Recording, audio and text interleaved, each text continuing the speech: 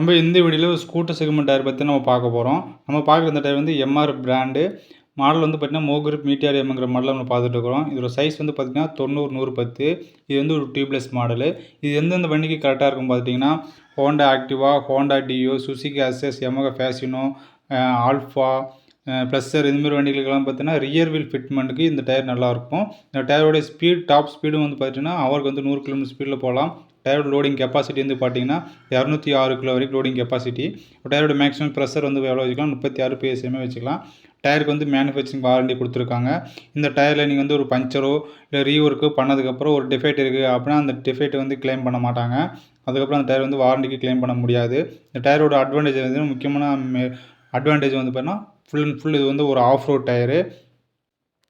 எம்ஆர்எஃப்ல of ரோடில் நல்லா sales ஆகக்கூடிய டயர்னா இந்த டயர் தான். மோக்ரிப் மீட்டிஆர் எம்ங்கிற டயர் வந்து ஆஃப் ரோடுக்கு நல்லா சேல்ஸில் போயிட்டுருக்கு.